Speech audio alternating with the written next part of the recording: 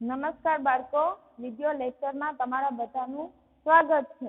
તો આપણે લાસ્ટ વિડિયોમાં જોયું હતું પેજ નંબર 136 સુધી, બરોબર?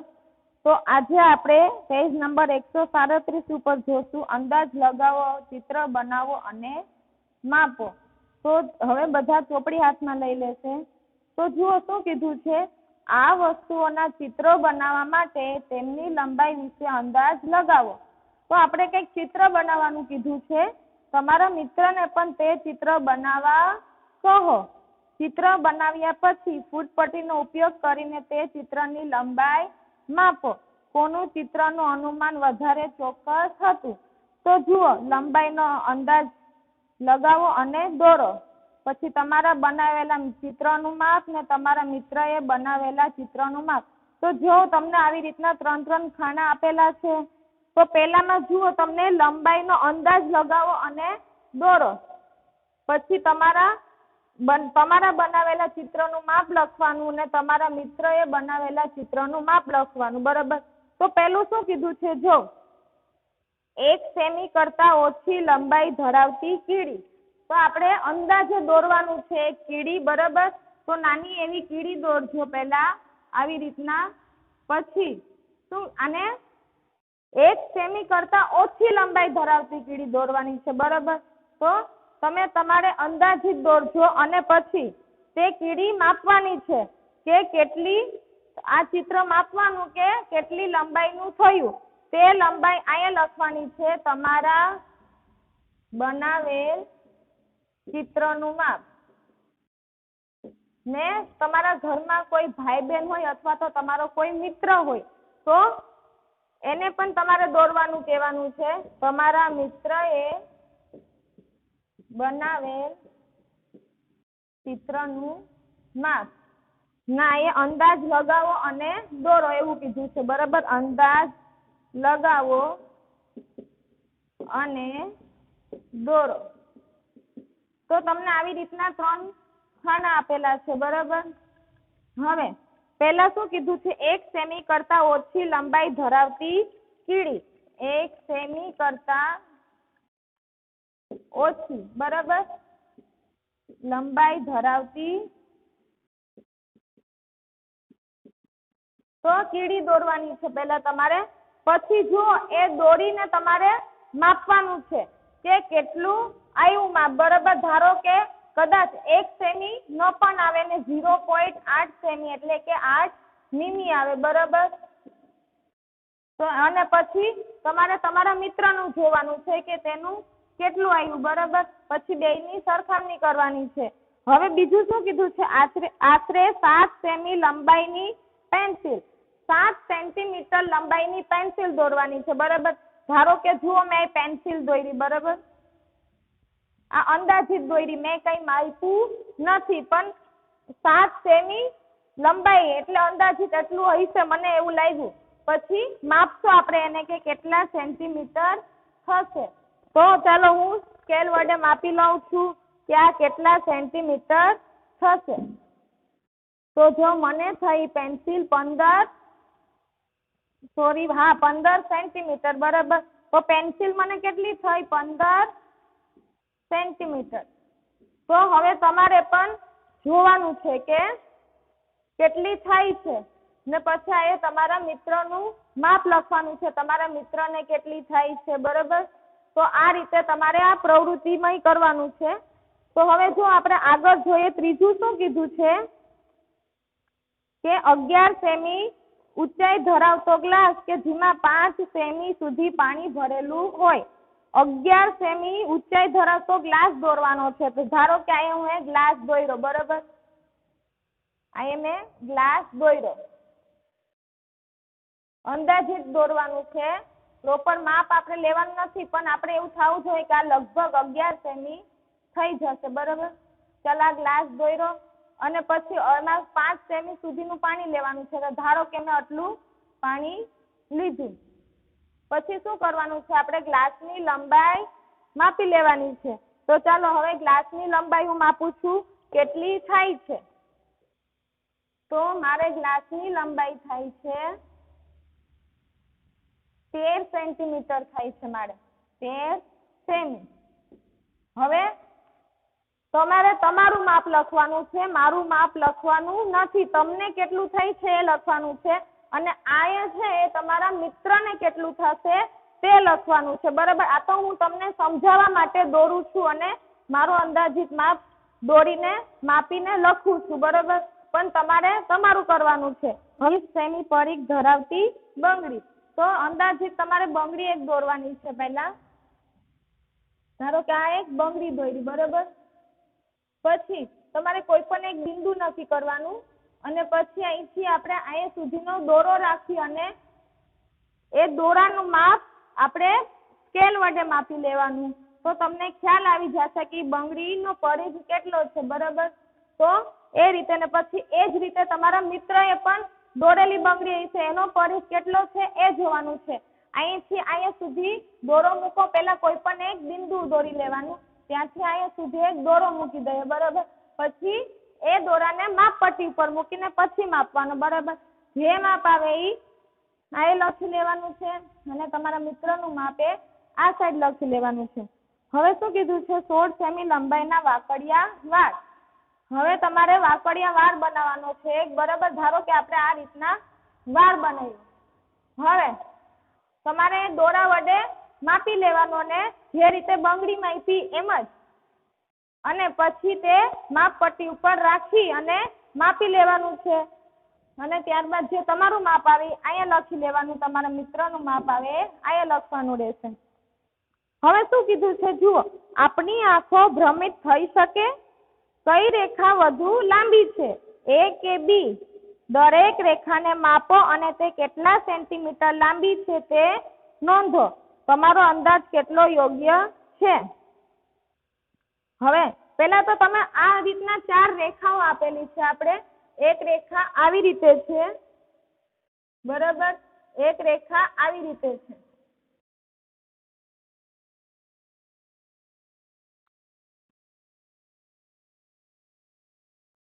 પછી બીજી રેખા આ એ રેખા, આ બી રેખા, આ સી અને ડી.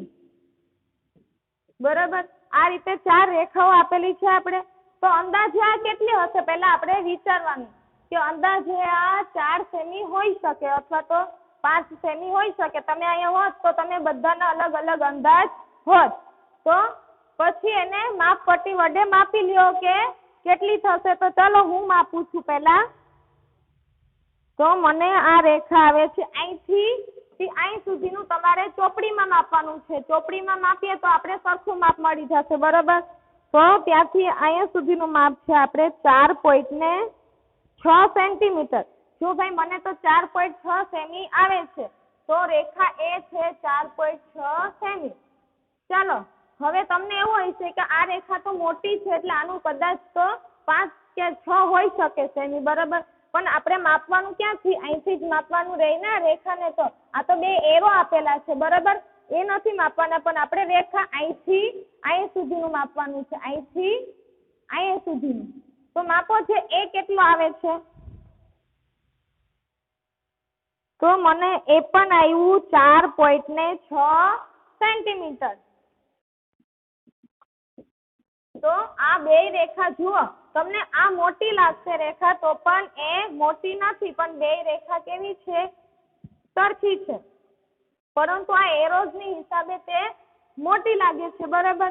તો હવે એવી રીતના સી ને ડી માં જુઓ, તમને એમ થશે કે આ રેખા સી લાંબી છે ને આ ટૂંકી છે. બરાબર. પણ હવે માપો તો તમને ખ્યાલ આવે કે લાંબી ખરેખર લાંબી ટૂંકી છે કે નહીં.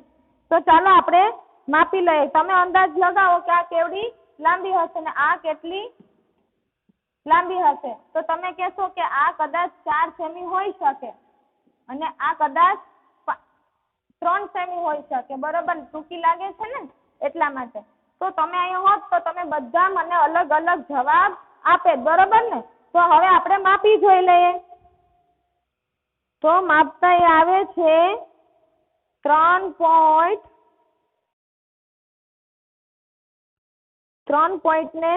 સેન્ટીમીટર આવે છે. બરાબર. 3.3 સેમી. હવે આ માપી જોઉં છે કેટલું આવે છે.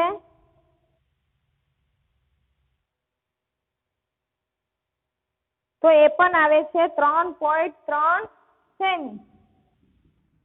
તો જો આપણે દેખાતા લાંબી ટૂંકી લાગે છે પણ બેનું માપ કેવું છે? સરખું. બરાબર.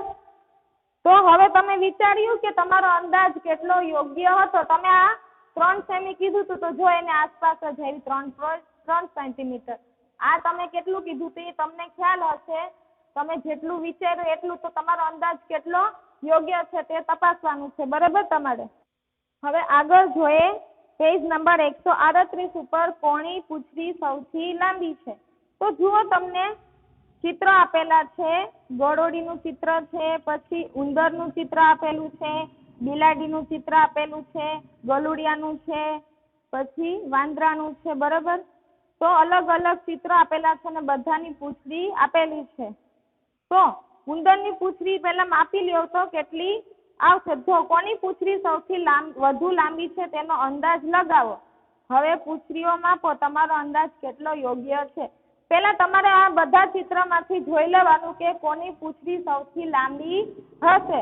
તો તમે પૂંછડી જોશો ત્યાં જ ખ્યાલ આવી જશે કે વાંદરાભાઈ જો ઉપર બેઠા છે તેની પૂંછડી લાંબી છે. બરાબર. આ રીતના. તો જુઓ, હવે શું કીધું છે કે અંદાજ લગાવી અને પછી તમારો અંદાજ કેટલો યોગ્ય હશે તે લખવાનું છે. કે આ ઉંદર છે તે એની પૂંછડી કેટલી હોઈ શકે. બરાબર. પહેલા અંદાજ લગાવો કે કેટલી હોઈ શકે અને પછી એને માપવાનું છે. બરાબર. તો તમે સ્કેલ, આમાં સીધી લીટી હોય તો તમે સ્કેલનો ઉપયોગ કરી શકો. બરાબર. આ રીતના. પણ આવી રીતના આડું અવળું હોય તો કઈ રીતના કરશો? હા, તરત જ તમે કહેશો કે અમે દોરા વડે માપી લેશું. બરાબર ને? શું કરવાનું તમારે? પૂંછડીથી અહીંથી અહીંયા સુધી દોરો લેવાનો અને પછી તે જેટલો દોરો આવે એ સ્કેલ ઉપર રાખી અને પછી કહી દેવાનું કે કેટલી લંબાઈ આવશે. તો ઉંદરની લંબાઈ આવશે મારા ખ્યાલથી 1.3 સેન્ટીમીટર. બરાબર. તો ઉંદરની આવશે 1.3 સેન્ટીમીટર. પછી ઉપર ગરોળી છે એનું જોવું છે કેટલી આવશે. એની અંદાજિત લંબાઈ આવશે 1.7 કે 8 સેમી આજુબાજુ હોઈ શકે. બરાબર. પછી બિલાડીની માપી આપણે કેટલી આવશે? બિલાડીની લંબાઈ આવશે, એની પૂંછડીની લંબાઈ આઈ થિંક 1.2 સેમી આવી શકે. બરાબર. પછી હવે હજી 3 છે. બરાબર. તો ત્રણેયની લંબાઈ તમારે માપવાની છે જાતે કેટલી આવશે. અને સૌથી લાંબી કોની પૂંછડી છે? તો તમે તરત જ કહેશો કે વાંદરાની. બરાબર. તો હવે એ ત્રણેય પૂંછડીની લંબાઈ, જો એકની પૂંછડી આવી રીતના છે તો આપણે શું કરવાનું? અહીંથી દોરો મૂકી અને અહીં સુધી લઈ જવાનો અને પછી એને સ્કેલ ઉપર રાખી દેવાનો. એટલે આપણે માપ મળી જશે. સ્કેલમાં માપો ત્યારે 0 થી લઈને ક્યાં સુધી આવે એ માપ લેવાનું છે. બરાબર. તો આ તમારે માપીને લખી લેવાનું છે. હવે આપણે આગળ જોઈએ સૌથી લાંબી ચલની નોટ. તો 100 રૂપિયાની ચલની નોટની લંબાઈ કેટલી હશે? અંદાજ લગાવો. હવે એને ફૂટપટ્ટી વડે માપો. તો પહેલા તમારે આ 100 રૂપિયાની નોટ આપેલી છે એની લંબાઈ અંદાજે કેટલી હશે એ પહેલા અંદાજ લગાવવાનો કીધો છે અને પછી તે માપો છે કેટલી છે. તો ચાલો આ ચોપડીમાં છે એની જ લંબાઈ આપણે પહેલા માપી જોઈએ. બરાબર. તો આ 100 રૂપિયાની નોટની લંબાઈ કેટલી આવશે? તો ચાલો આપણે માપી જોઈએ.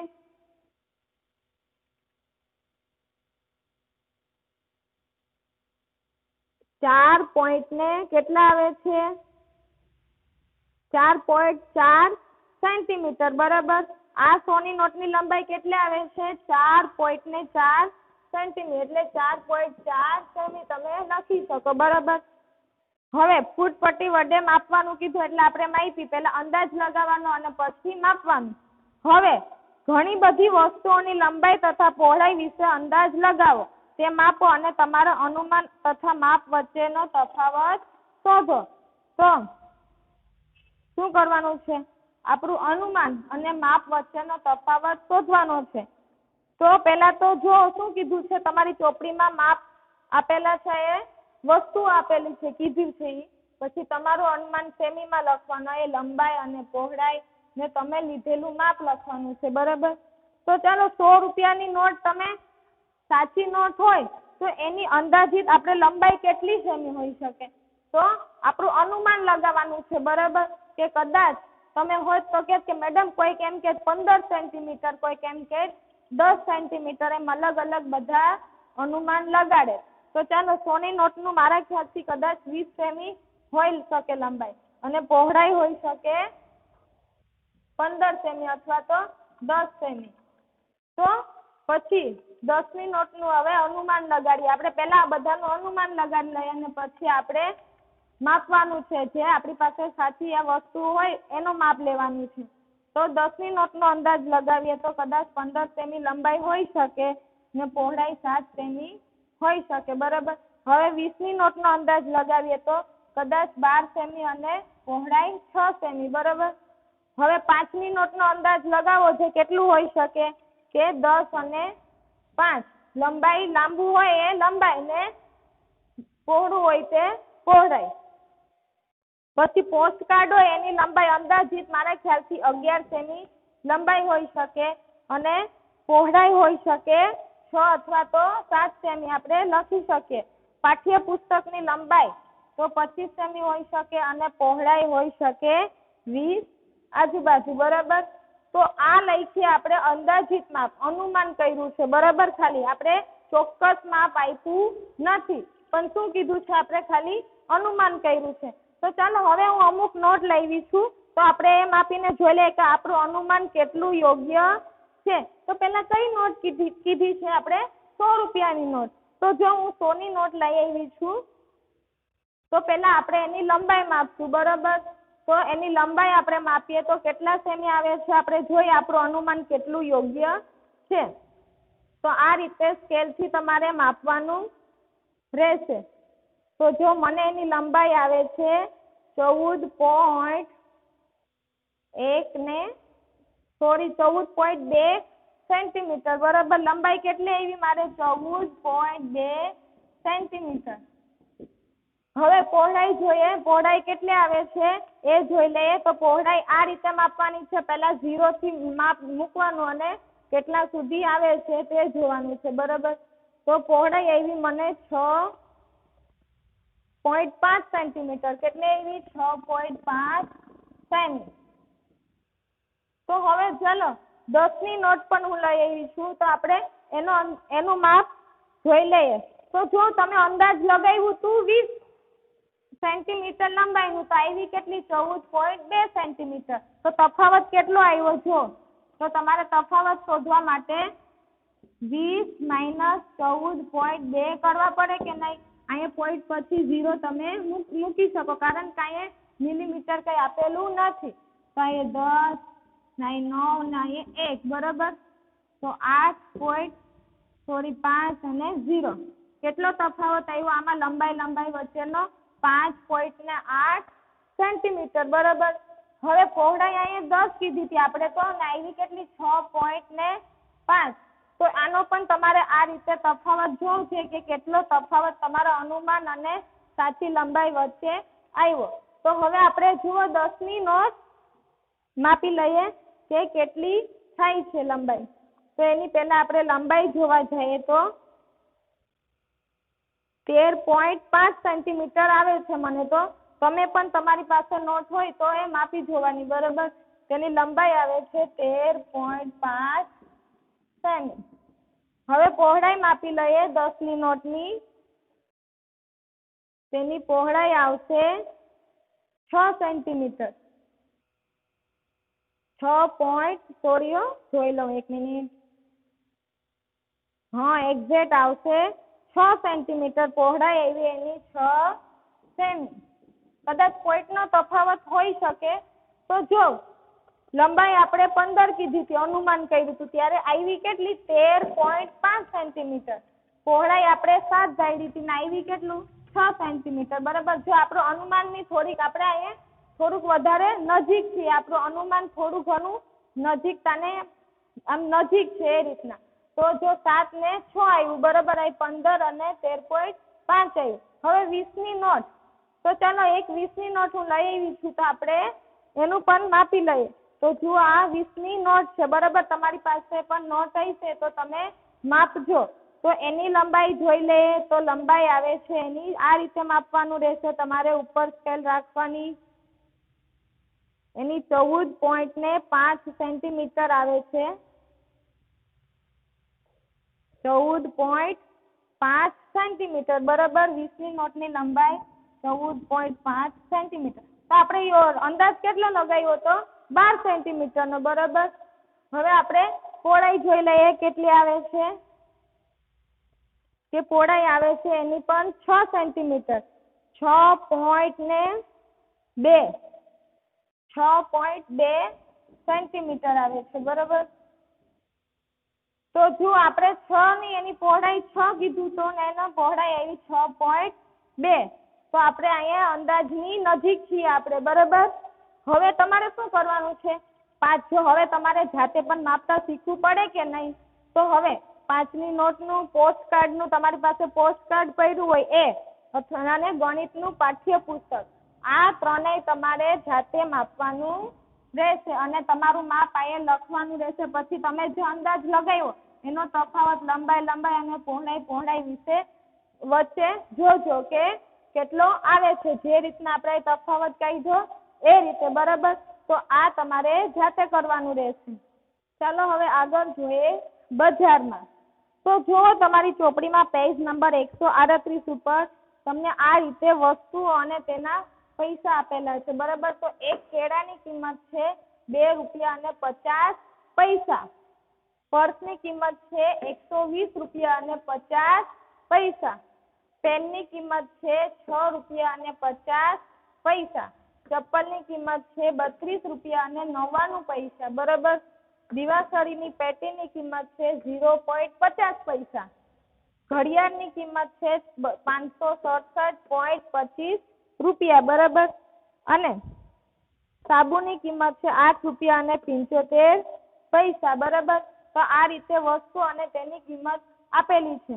તો જો તો આપણે આગળ જોઈએ આ અનોખી કિંમત જુઓ ₹32.99. જો ₹32.99. તો પરંતુ આપણે તો તેઓને ₹33 આપીએ ને, તો આપણને તે 1 પૈસો પાછો આપે નહીં. તો જુઓ કિંમત કેટલી કીધી છે? ₹32.99. તો 1 રૂપિયો ક્યારે થાય? 1 રૂપિયો બરાબર 100 પૈસા. આ તમારે યાદ રાખવાનું રહેશે. 1 રૂપિયો બરાબર 100 પૈસા. તો 32.99 એટલે 32 રૂપિયા. પોઈન્ટ પછી જે હોય તે પૈસા દર્શાવેલા હોય બરાબર. ₹32.99. તો 99માં હજી 1 પૈસો ઉમેરે તો 100 પૈસા થઈ જાય. તો 1 રૂપિયો થાય ને. એટલે એ લોકોએ કિંમત શું રાખી છે? ₹32.99. તો હવે થોડો કઈ આપણે 1 પૈસો પાછો આપે તો આપણે એને કેટલા આપવા પડે? ₹33 જ આપવા પડે બરાબર. હવે આગળ જોઈએ આપણે આ 1 પૈસો ઓછો બતાવીને આપણને માત્ર મૂર્ખ બનાવે છે. તો આપણે પણ એવી જાહેરાતો આવતી હોય બરાબર મૂર્ખ બનાવવા જેવી. 1 પૈસો એ 1 રૂપિયાનો 100મો ભાગ છે ખરું ને. આ 1 રૂપિયો છે એ પૈસાનો 100મો ભાગ છે બરાબર. સોરી 1 પૈસો છે એ 1 રૂપિયાનો 100મો ભાગ છે. તો જેને આપણે કઈ રીતના દર્શાવી શકીએ? 100મો ભાગ એટલે 0.01. આમ પણ આપણે એને દર્શાવી શકીએ. આમ નહીં તો બીજી રીતના કઈ રીતના દર્શાવી શકાય? તો જુઓ આપણે 0.01 રૂપિયા લખી શકીએ અથવા તો 99 પૈસાને આપણે 0.99 રૂપિયા લખી શકીએ બરાબર. ખાલી 99 લખો તો તમારે 99 પૈસા અથવા તો 1 પૈસો અને 99 પૈસા એ રીતે લખો. ખાલી લખો હોય તો પણ જો તમારે રૂપિયામાં દર્શાવવું હોય તો 0.99 રૂપિયા, 0.01 રૂપિયા આ રીતે દર્શાવવું પડે. કારણ કે 1 રૂપિયો છે તે 1 પૈસો છે તે 1 રૂપિયાનો 100મો ભાગ છે બરાબર. એટલા માટે તો જો તમને એ જ કીધું છે 1 પૈસો એ 1 રૂપિયાનો 100મો ભાગ છે ખરું ને. જેને 0.01 રૂપિયા લખી શકાય બરાબર. તેથી આપણને 99 પૈસાને 0.99 રૂપિયા લખી શકીએ છીએ. તો હવે આપણે શું કીધું છે? 1 પૈસો 1 રૂપિયાનો કેટલામો ભાગ? તો 1 પૈસો એ 1 રૂપિયાનો 100મો ભાગ. કારણ કે 1 રૂપિયો ક્યારે બને? જ્યારે 100 પૈસા ભેગા થાય ત્યારે 1 રૂપિયો બને. તો આ તમારે એક વસ્તુ યાદ રાખવાની રહેશે. હવે જુઓ, એક દિવાસળીની પેટીની કિંમત કેટલા પૈસા છે? તો એક દિવાસળીની પેટીની કિંમત કેટલા પૈસા છે? ચાલો દિવાસળીની પેટી જોઈ લઈએ. તો આને પૈસા કીધું છે. કેટલા રૂપિયા છે એમ કીધું તો આપણે 0.50 રૂપિયા એમ લખી શકે, બરાબર. પણ કેટલા પૈસા કીધું છે એવી રીતના, તો 50 પૈસા છે, બરાબર. આપણે આમ લખી શકીએ 50 પૈસા છે. નહીતર તમે 0.50 રૂપિયા, જો રૂપિયા કીધું તો આપણે આ રીતે લખવું પડે. પણ આપણે શું કીધું છે? કેટલા પૈસા છે? તો 50 પૈસા છે, બરાબર. તો 50 પૈસા એટલે 100 ના અડધા થશે ને, તો કેટલા થશે? આપણે આઠાણી કહીએ તે, બરાબર. 50 પૈસા. હવે શું કીધું છે? જુઓ, રૂપિયા 2.50 માં કેટલી દિવાસળીની પેટીઓ ખરીદી શકાય? તો 2.50 માં આપણે કેટલી દિવાસળીની પેટીઓ ખરીદી શકીએ? તો જો 50 પૈસામાં 1, 100 પૈસામાં કેટલી? 2, બરાબર. પછી 150 પૈસામાં 3, 200 પૈસામાં 4 અને 250 પૈસામાં કેટલી આવે? 5, બરાબર. 50 પૈસા હોય ત્યારે એક દિવાસળીની પેટી ખરીદી શકે. 100 પૈસા હોય ત્યારે 2. 100 પૈસા એટલે કેટલા? 1 રૂપિયો, બરાબર. પછી 150 પૈસા હોય તો 3 ને 200 પૈસા હોય ત્યારે 4, એટલે કે 2 રૂપિયામાં 4 દિવાસળી ને બીજા 50 પૈસા એટલે 5, એટલે કેટલા આવશે? 2.50 પૈસામાં 5 દિવાસળી ખરીદી શકીએ, બરાબર. દિવાસળીની પેટીઓ ખરીદી શકે. એક સાબુની કિંમત કેટલા રૂપિયા છે? તો ચાલો આપણે સાબુ જોઈએ. સાબુ ક્યાં ગયો? આર્યો, જો સાબુની કિંમત છે 8.75 રૂપિયા, બરાબર. એટલે કે 8 રૂપિયા અને 75 પૈસા. તો સાબુની કિંમત આપણે 8.75 રૂપિયા પણ લખી શકીએ, અથવા તો 8 રૂપિયા અને 75 પૈસા. તમે આ રીતે પણ લખી શકો. હવે ચાલો શું કીધું છે? અરુણ એક સાબુ ખરીદવા ઈચ્છે છે. તેની પાસે 5 રૂપિયાનો એક સિક્કો છે. જુઓ શું કીધું છે ચોથામાં? 5 રૂપિયાનો એક સિક્કો. પછી બીજું શું કીધું છે? 1 રૂપિયાના 2 સિક્કા. તો કેટલા રૂપિયા થશે? 1 રૂપિયાના 2 સિક્કા તો 2 રૂપિયા થશે. 1 રૂપિયાના 2 સિક્કા. તો અહીંયા 5 રૂપિયાનો એક સિક્કો એટલે 5 રૂપિયા થશે. 1 રૂપિયાના 2 સિક્કા એટલે 2 રૂપિયા થશે, બરાબર. પછી 50 પૈસાના 4 સિક્કા છે. કેવું શું કીધું છે? 50 પૈસાના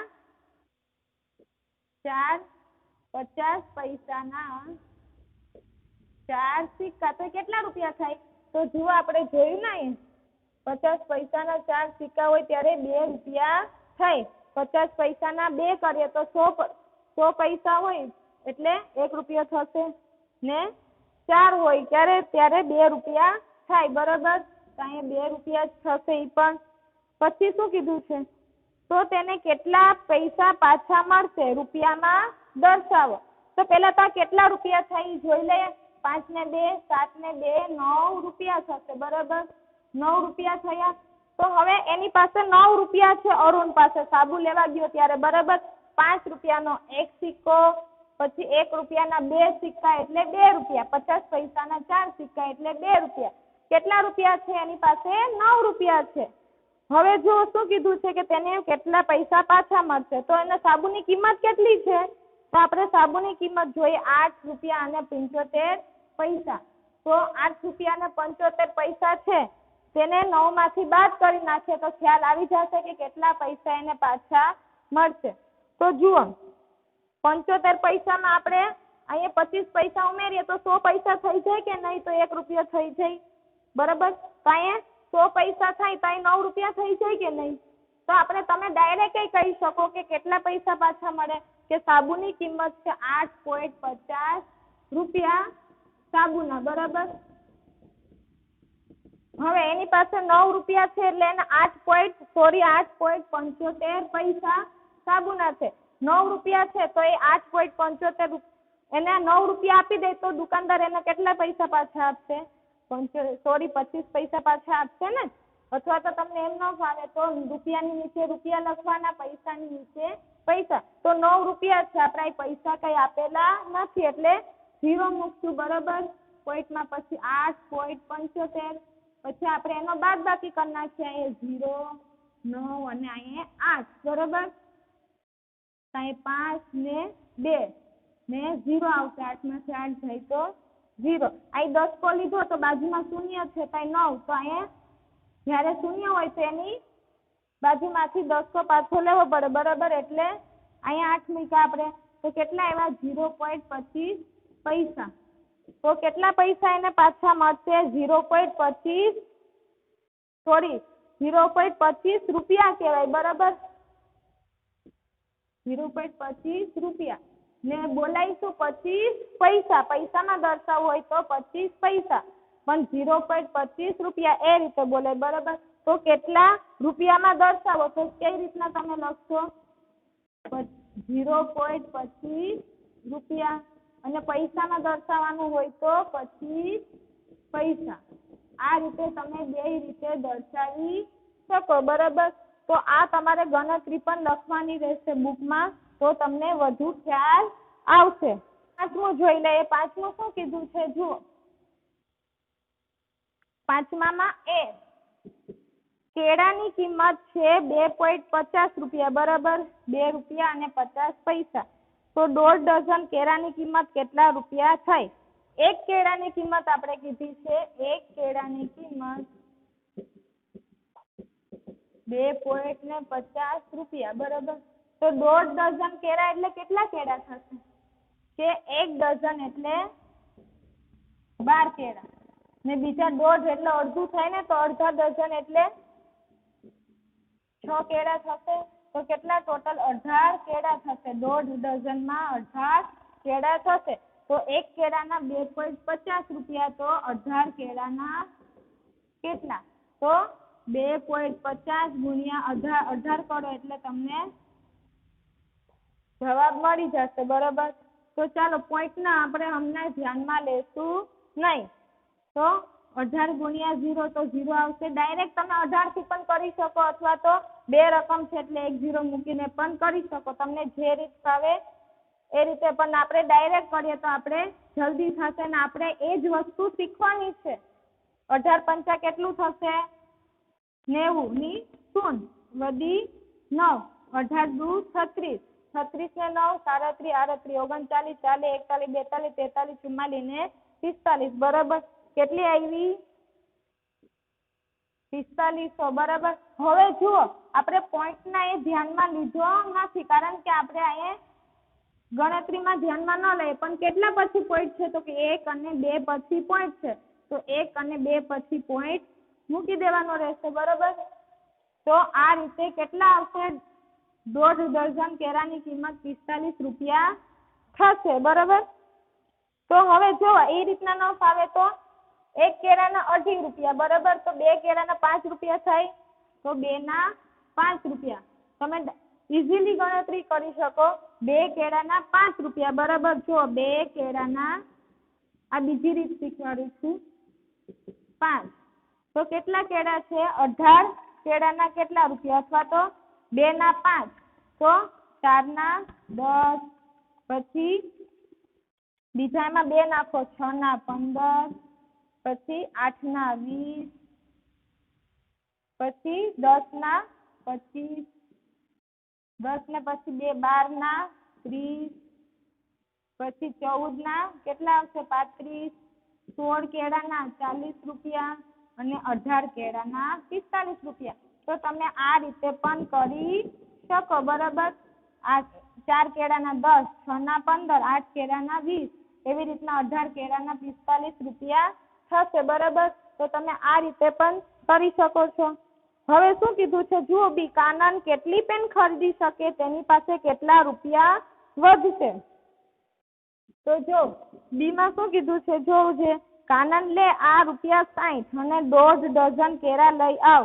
જે પૈસા વધે તેમાંથી તું પેન લઈ શકે છે. તો 60 રૂપિયા આપ્યા છે બરોબર કાનનને 1.5 ડઝન કેળા લેવા માટે. તો હવે 60 રૂપિયા માંથી 45 રૂપિયાના જ કેળા તો આવશે ને, તો 60 - 45 થઈ જશે.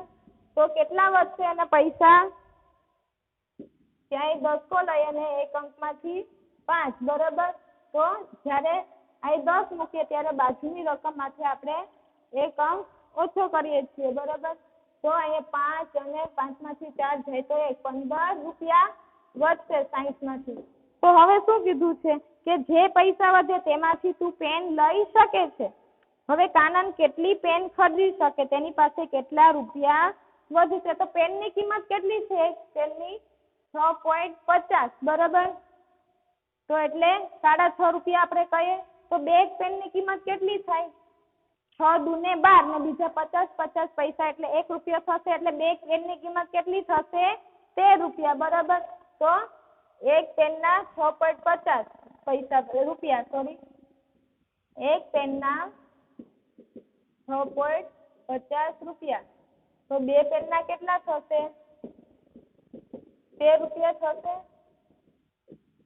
તો 15 માંથી 13 રૂપિયાની પેન આવે તો લઈ શકે ને. તો તમે શું લખશો કે હા તે બે પેન લઈ શકે છે અને બાકીના કેટલા રૂપિયા વધશે?